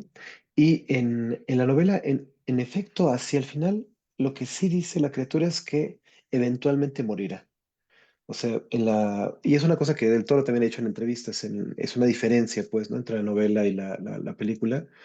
La película se vuelve esta cosa de que se le sanan las heridas o que se muere literalmente y renace y además que está condenado aparentemente a no morir, ¿no? En la novela no vemos ningún tipo de estas escenas y sobre todo al final lo que dice es, está hablando con el capitán y le dice, eventualmente moriré, levantaré mi pila funeraria en algún lugar para que nadie más se inspire de nuevo a hacer esta tontería, ¿no? Lo estoy parafraseando. Pero en efecto me parece que el drama, tanto de la novela como en la película, como en la vida humana, tiene que ver justo con la soledad, con la imposibilidad. Voy a usar una palabra que de tan manoseada se escucha como altisonante, ¿no? Que es la posibilidad de amar y ser amado, ¿no? Porque se manosea tanto que se pierde de vista lo fundamentalmente profundo que es, ¿no? Porque a mí la cosa que siempre me ha conmovido muchísimo de la novela de Mary Shelley y ahora de la película es que cuando la criatura le pide una compañera y el otro dice, no, pero la abominación, entonces van a reproducirse, van a poblar la tierra de criaturas y no sé qué trata, no puede darse cuenta de que lo que le está pidiendo es alguien a quien amar y con quien ser amado y que ese podría haber sido él como padre, ¿no? Esa es la tragedia que me parece como más... eh, tremenda, ¿no? Y que con eso cierro, me recuerda esto que decías tú, ¿no? Que recordabas bien, que de pronto todos, al estar acá, cargamos también como con las expectativas que tenían nuestros padres pensadas e incluso programadas, hasta calendarizadas en algunos casos, o solamente imaginadas, deseadas. Y es una paradoja porque sin esa expectativa, sin ese deseo, no podríamos ser, ¿no? No llegaríamos a la concepción, pero ese deseo puede ser nuestra vida o nuestra condena, ¿no? Y es esa paradoja, ¿no? Que también nos habita como humanos. Muchas gracias, Citlali. Daniela, Creo que nomás voy a hacer este comentario rápido. Fui a un curso recientemente de hipnosis en Tijuana con un doctor Eric Greenleaf del Instituto de Milton Erickson en la área de San Diego por allá. Y dijo algo que creo que pudiera ser una respuesta a la pregunta que haces de cómo llega alguien a la terapia. Entonces voy a partir desde ahí. Mm, y él lo puso muy concisamente y es muy bello. Haz de cuenta que el terapeuta es como la antropología hablándole a la psicología. El terapeuta tiene herramientas, recursos ya interpretando lo que dice, ¿no? Pero él no dijo nada más que eso, porque realmente así de sencillo es. Y es igual como un padre, sea como sea un padre como Víctor simbólicamente o abusivo, lo que sea, o un padre bueno o neutral o como sea. Ellos tienen pues más carga emocional, el peso de ser una persona experimentada en la vida. Y eso se condensa y se concretiza en un instante al ver nacer a una persona, ¿no? Y similarmente a la terapia, ah, pues una persona, en este caso el terapeuta, funciona como el, entre comillas, padre o madre o esa persona que tiene más de algo que quizás la persona que viene a terapia no tiene o no tiene referencia de. Y no, no necesariamente se tiene que obviar o explicitar, vaya. Eh, a veces simplemente, así como un bebé refleja lo que, y retomando lo que decía el doctor Carlos, o sea, yo sí creo que un bebé puede ser un testigo, pero no un testigo así como un adulto, obviamente, ¿no? Un bebé es muy diferente a un adulto, pero son testigos.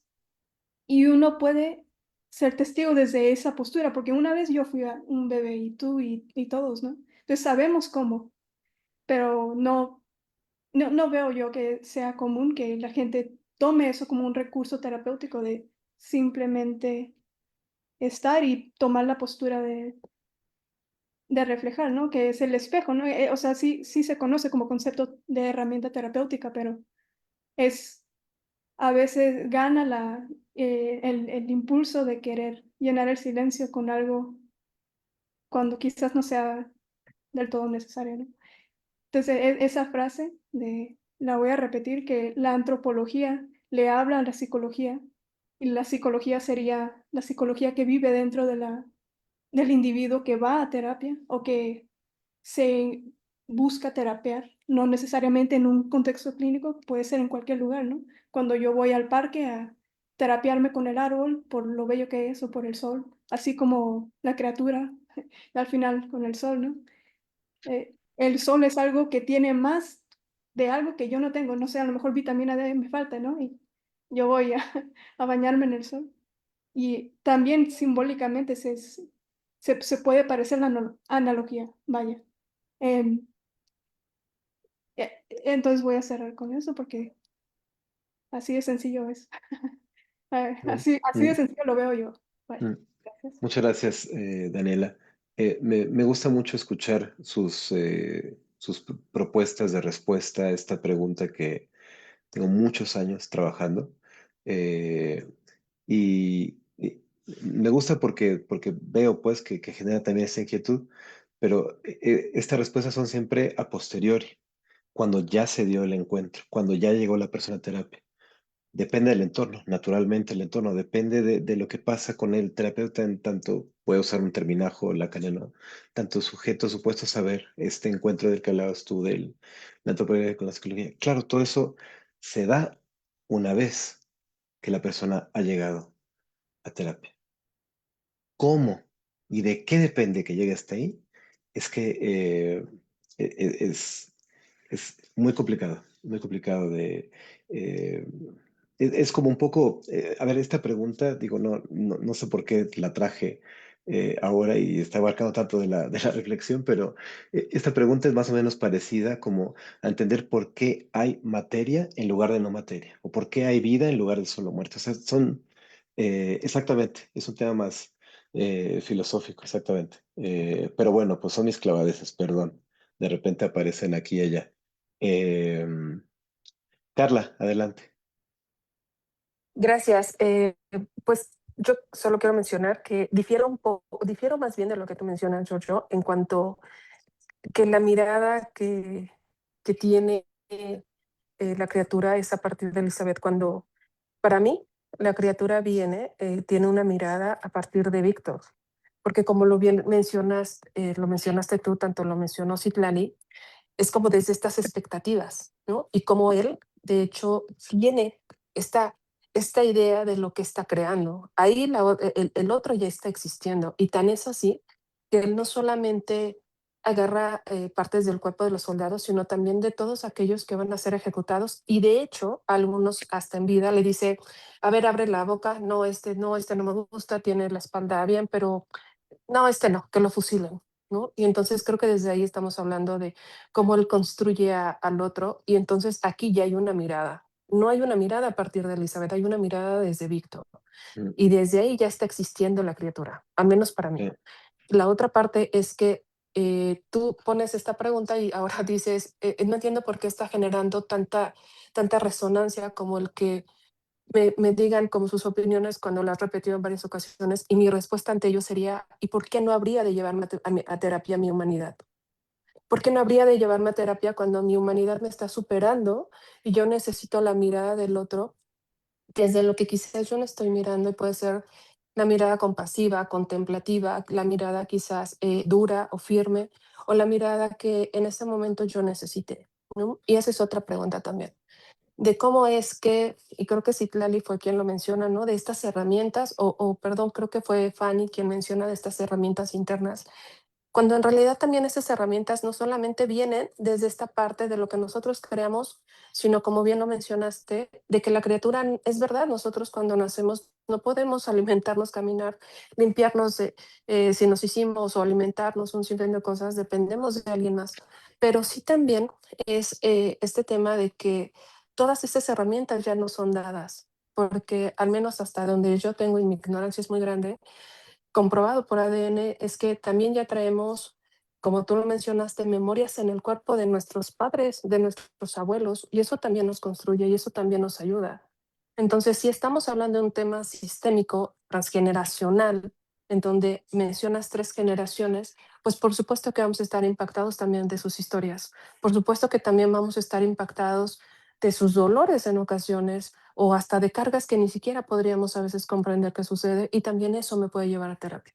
Entonces, creo que aquí no solamente sería la mirada, porque aparte hay otro tema que justo me llama la atención que mencionas de Dios, ¿no? ¿Cómo es que Víctor realmente llega a sentirse en este poder de ser Dios, que justo él decide qué cuerpo va a ser, o qué parte de ese cuerpo del otro va a formar la criatura que él está creando? ¿No? Y va eligiendo, y que a final de cuentas, eso que él tanto repudia porque lo arma, lo crea, él también termina siendo un monstruo en el momento en donde, cuando pierde la pierna, justo que él, no sé, la verdad es que no sé si en ese momento él realmente tiene este remordimiento y decide regresar por la criatura cuando prende la casa para quemarlo, y que se ve impactado y que pierde la pierna, él también en alguna manera se convierte en un monstruo, ¿no? En ese sentido. Entonces, creo que también aquí hay tanto, como lo mencioné, hay tantas cosas que las miradas nos pueden llevar, pero sí difiero totalmente de que la mirada sea a partir de Elizabeth. Y sí coincido totalmente contigo en donde dices, la mirada del anciano, del amigo, no es solamente en paternal. Yo me refería como a la parte de padres, ¿no? Pero me gustó mucho la manera en cómo lo clarificas, de que es un tema más maternal, porque de hecho él es el que le pareciera que le da el primer alimento, de hecho, ¿no? Pero sí es como bien lindo cómo de pronto estas 3 miradas son referente a la figura femenina, ¿no? Que viene siendo la mamá, y que aparte, algo que tú mencionaste al principio en el relato de la película, fue de cómo, o sea, el impacto que tiene que la misma actriz haga 2 papeles, el de la mamá de Víctor, pero también este amor prohibido de Víctor, que es la novia del hermano, ¿no? Y que Mm, justamente pareciera que aquí entra otro tema importante en donde la criatura, a mi parecer, o pareciera que está sobre la mesa, un posible enamoramiento hacia Elizabeth, y que también hay pareciera que hay una rivalidad de Víctor hacia justamente su criatura, hacia su hijo, ¿no? De cómo te fijas en una mujer que yo amo, que yo quiero para mí, porque es notoria esta, eh, esta relacionalidad que de pronto se da, ¿no?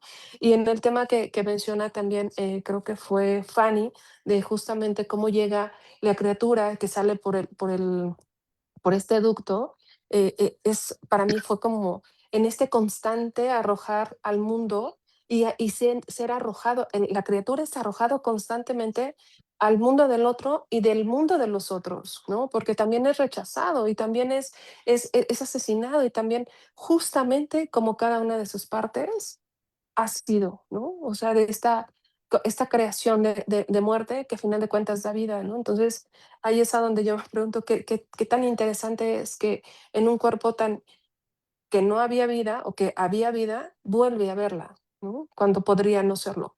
Entonces, bueno, creo que ya me extendí mucho. Hasta aquí me quedo. Gracias. Muchas gracias, Carla.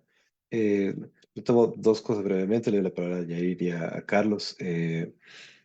Primero que nada, bienvenidísimo el disenso. Estas discusiones, estos cine debates siempre son ricos justo por el intercambio y las diferencias, ¿no? Bienvenidísimo. Eh, y me permito incluso disentir del disenso solo para puntuar que engendrar no es lo mismo que volverse padre. Del mismo modo que el deseo, que es la gana de crear vida, no es lo mismo que la mirada que le regresa a Elizabeth. Ahí me estoy poniendo un poco técnico quizás en términos de a qué llamo mirada, en términos analíticos, ¿no? La mirada no es solamente uno que te trae al mundo y resulta que sus ojos se posan en ti, sino que es justamente una mirada que te devuelve una figura de humanidad, ¿no? Y que esa no la tiene de Víctor, ¿no? Él no lo puede ver, ¿no? Él no puede ver su criatura justo porque le estorba la idea que tenía de la criatura antes de que nazca. Él quería que fuera una cosa inteligente, no sé qué, y es esta tremenda decepción la que le impide ver a su hijo, ¿no? Y no lo puede ver sino hasta el final. Entonces, la mirada que tiene al inicio, la mirada de la que hablaba, lo puntuó, la que le da acceso a la humanidad es la de Elizabeth, ¿no? Pero a lo mejor es una cuestión solamente como de términos, ¿no? Y sí, en ese sentido es más ciego que el ciego, ¿no? Dice Daniela. Y sobre mi pregunta, ya voy a dejar de venir a traer esta pregunta que sí creo que tiene mucha relación con la película, no es el tema central, ¿no? Eh, no sé si dije que no entiendo por qué genera revuelo, pero en efecto no lo entendería, no las conozco, no sé qué genera en cada una para proponer una respuesta, ¿no? Luego, a mí me interesa profundamente, pero interesa en un nivel filosófico justo no para plantear una respuesta, sino para abrir una reflexión, ¿no? Eh, por ahí cada quien se puede plantear en su historia, ¿no? Por ahí decías tú, Carla, ¿no? Que tu humanidad, ¿no? Te llevaba, ¿no? Y cada quien puede seguro colocar una respuesta personal eh, y que está muy bien. A mí me encanta escuchar esas respuestas. A mí, sobre el punto, ¿no? Me interesa a nivel como filosófico, como para abrir reflexión, ¿no? Como entender que justo esta humanidad que a mí me llevo, este entorno que a mí me llevó, o este sufrimiento que a mí me llevó a otro, en cambio, enfrente, vecino, en una circunstancia muy parecida, una sincronía ligeramente distinta, no lo llevo. Y ese es el misterio que a mí me ocupa a nivel de pensamiento. Eh, pero bueno, le doy la palabra a Yair y a Carlos. Adelante.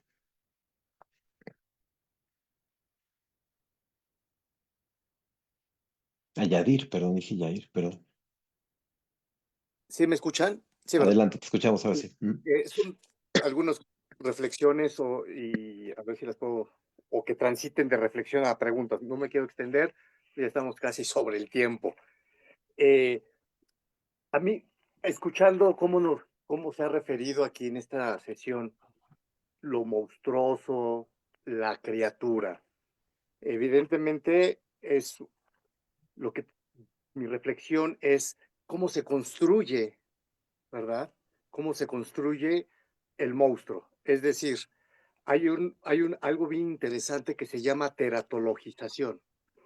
La teratologización justo es monstruosizar, así lo dicen, monstruosizar la conducta del otro, porque se me aparece o se me presenta como inaprehensible. Cuando yo he escuchado, bueno, en una ocasión en una sesión con el doctor Esteban, que es mi profe, en el ámbito forense, es común en la nota roja escuchar, es que es el monstruo de Catepec, ¿no? ¿No? Ese llamarle monstruo al otro es, de alguna manera, quitarle la responsabilidad de su acto. porque el monstruo no tiene conciencia de sí, por tanto no puede asumir una responsabilidad. Entonces, a mí me parece, esta es la reflexión que yo quiero aportar.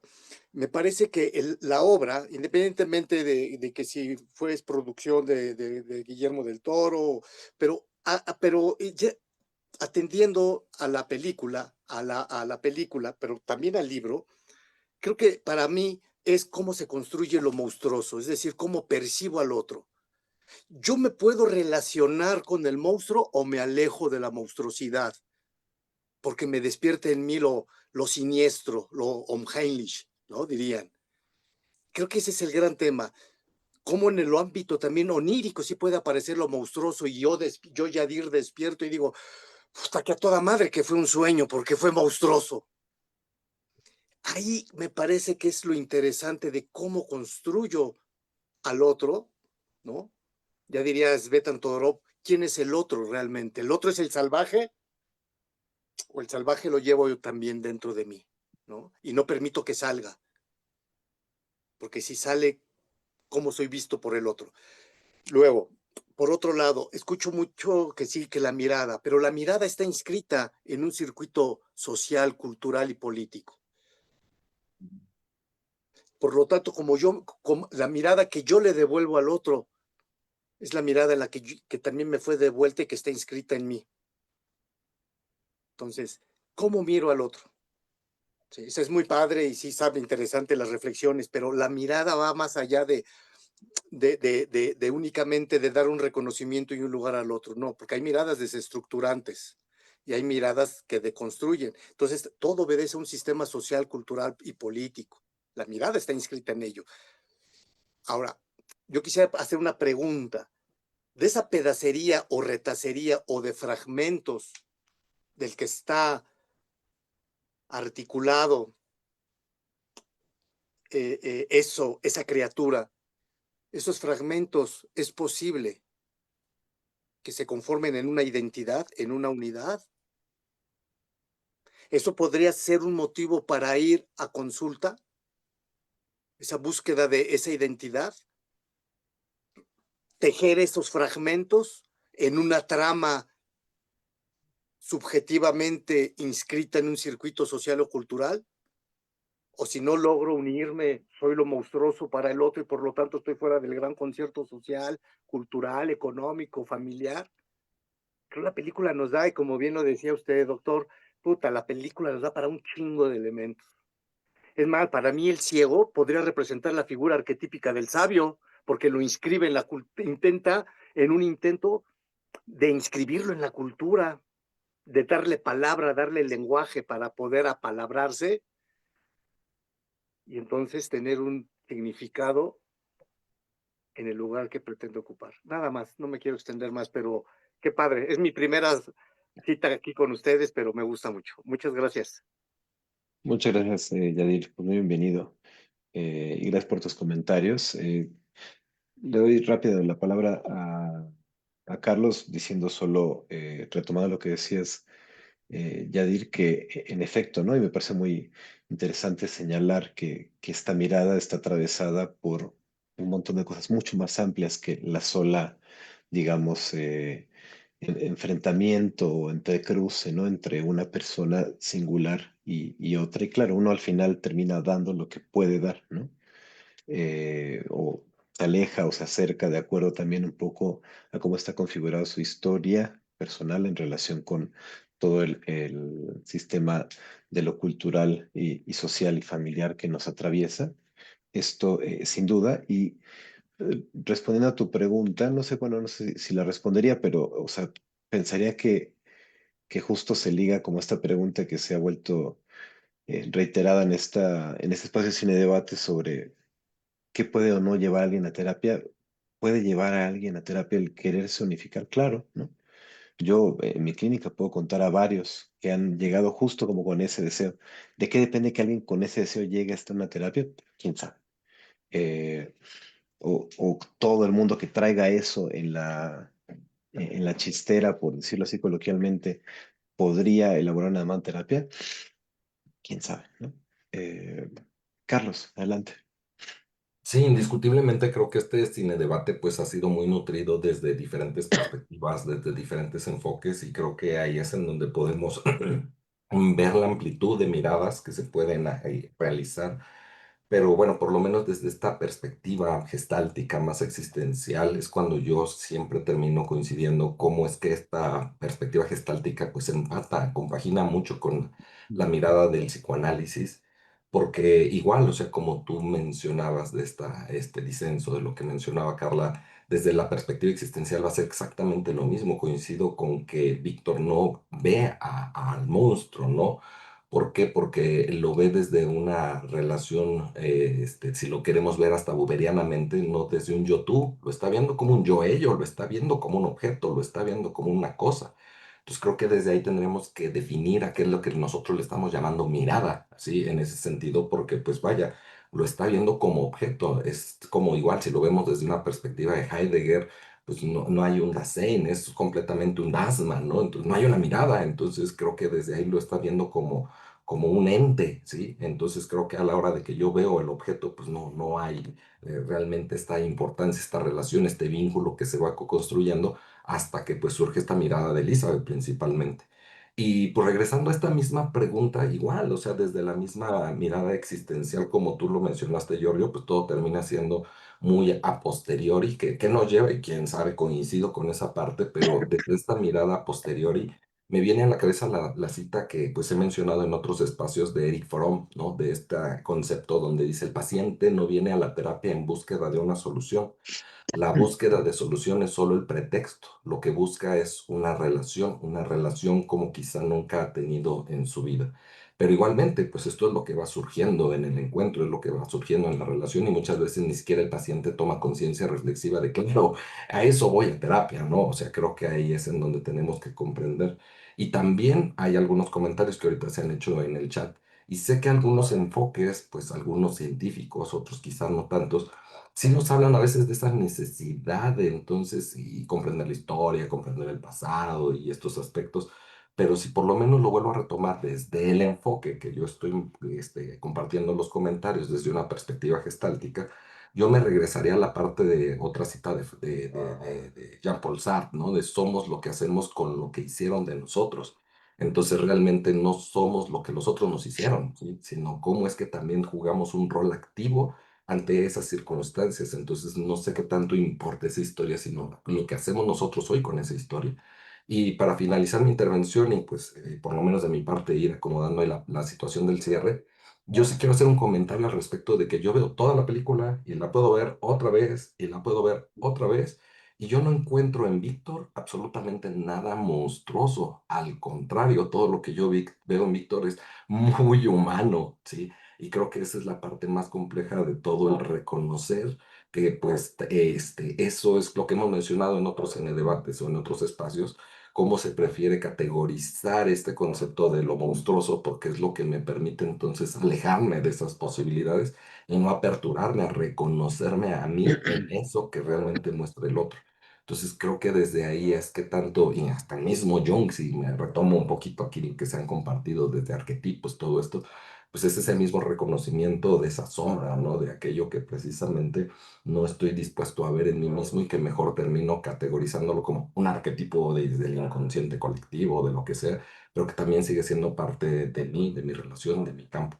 Y sí, en ese sentido, pues es real, ¿no? Pues como también esto que es lo dado, la función ello, la genética, la biología, la información cromosómica, pero no se nos debe olvidar nunca que incluso esta relación cromosómica es por una relación entre dos personas, entre la cultura, o sea, no es un recurso interno del ser, ¿no? O sea, no es entender cómo también es dado por la relación de otras personas en mi entorno.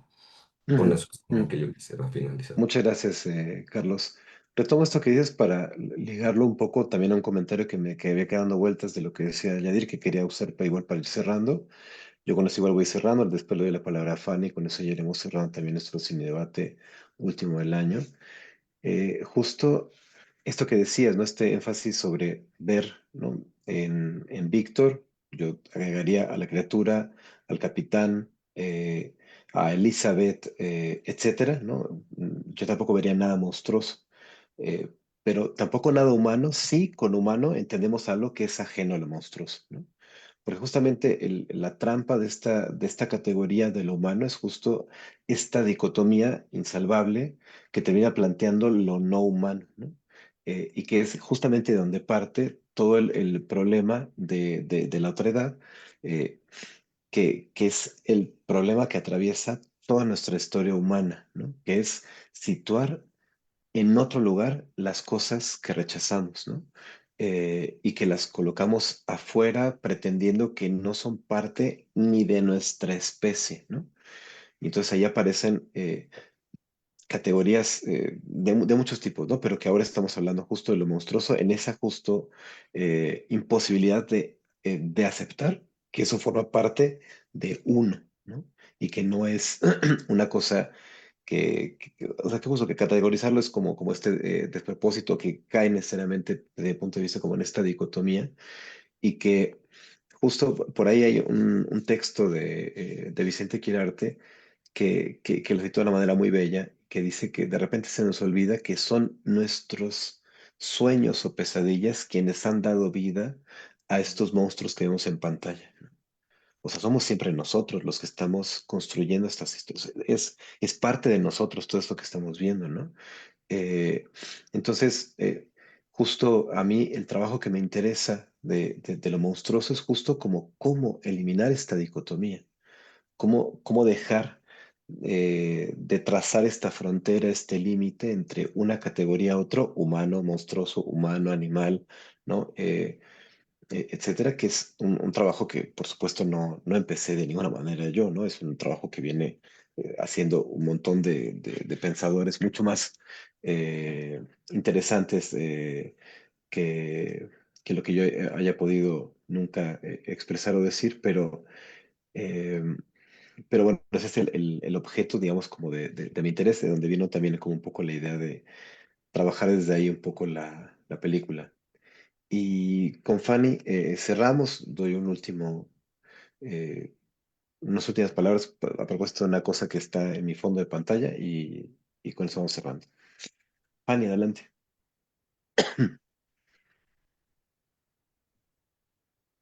Ahí es que no podía poner el... Ahí estás, ahí estás. Bueno, yo no me veo, a ver si me escuchan. Sí, Estaba, eh, perdón, es que no me veo. Bueno, la cuestión aquí es nada más enfatizar que nunca mi participación fue al hecho de decir que alguien puede existir sin el otro. Más bien era el énfasis metafórico de cuántos renacimientos podemos llegar a tener a partir de sí encontrar recursos internos, independientemente de que sea dolorosa la historia. Pero no me refiero en ningún momento a este, que se sobreviva sin el otro o que se puedan hacer sin el otro y esas cosas, ¿no? Es en lo posterior del recorrido cómo se tienen que renovar esos recursos internalizados para encontrar posiciones ante la vida, ¿no?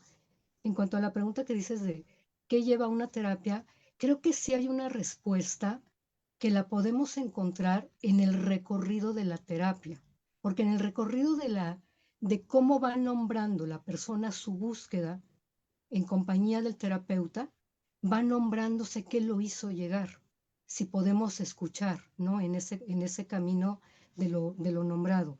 Y finalmente, pensar que de repente romantizamos el no encuentro nada monstruoso, yo no lo vería tan así, porque creo que tiene momentos monstruosos también la criatura, y monstruosos también Víctor, y monstruosos también el padre, y etcétera, ¿no?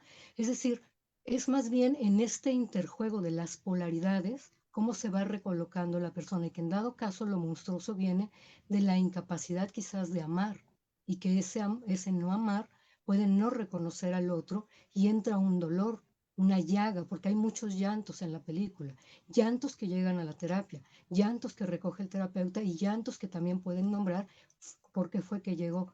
No sé si sea así, pero es un punto de vista que de repente me surge analizarlo desde ahí. bien. Muchas gracias, Fanny, por tus últimos comentarios. Muchas gracias a todas, a todos por su participación, por sus comentarios, que bueno, ya nos dio tiempo de profundizar en el chat, qué padre que también pudo tener como vida un poco de expresión y de intercambio el chat, que para eso también está. Entonces, pues bueno, yo me quedo muy contento con este último Cinebate del año. Decía que tenía yo una última comunicación, además de luego dar los saludos de fin de año, naturalmente, que tiene que ver con el fondo de pantalla que cambié a propósito de este encuentro. Y es que justo este tema a mí en particular, el de la otredad, lo monstruoso, estas dicotomías y cómo se pueden pensar desde otro lugar, me habita como terapeuta, pero también como escritor. Y justamente este fondo de pantalla es el fondo de la portada, que no sé si se ve, de este libro. ¿Se alcanza a ver? Que no me veo. Sí. Eh, este libro que es Las Transformaciones, que es de mi autoría, lo imprimimos con Gestalto el año pasado a propósito del retiro que, que organizamos sobre abusos. Y justamente el tema central es justamente eh, cómo este asunto de la monstruosidad nos puede abarcar. Voy a decirlo de esa manera, pero uno de los ejes con los que trabajo tiene que ver justo con esta novela de la que se inspira Guillermo del Toro para hacer su versión cinematográfica. De hecho, el libro que se llama Las Transformaciones, en general, diría que cualquier libro se podría pensar que no está terminado, pero bueno, este muy específicamente decidí imprimirle una versión que no es la versión que yo consideraría final. De hecho, la versión que tengo ahora ya no es esta versión que está impresa, pero bueno, tiene su valor afectivo y de muchos sentidos esta versión. Y se nos quedaron por ahí algunos ejemplares. Tenemos pocos, de hecho son 8 ejemplares. Entonces, si alguien estuviera interesado en adquirir uno, con gusto nos pueden escribir directamente tienen ahí mi contacto, también el de Carlos, a cualquiera de los dos nos puede escribir. Eh, Digo, quiero decir por WhatsApp, o lo pueden escribir también aquí en el chat de Zoom o en Facebook o donde quieran. Nos ponemos de acuerdo para la entrega del libro con mucho gusto. Y pues nada más. Entonces, el libro tiene un costo de 500 pesos por si alguien estuviese interesado. Y, eh, y pues bueno, pues a los que manifestaron su interés, pues escriban por favor con mucho gusto. Muchísimas gracias. Y muchas gracias por su estancia, su conversación, su compañía en este último Cinedate del año. Nos vemos en el próximo, que será el primero del año. Y que pasen excelentes fiestas. Y un abrazo para todos. Saludos, muchísimas gracias y pues estamos en contacto. Cualquier comunicación ahí vía WhatsApp, con mucho gusto les podemos responder. Feliz año y felices fiestas. Hasta Muchas pronto. gracias a ustedes. Feliz año, felices fiestas. Un abrazo. Hasta Un luego. abrazo. Bye bye.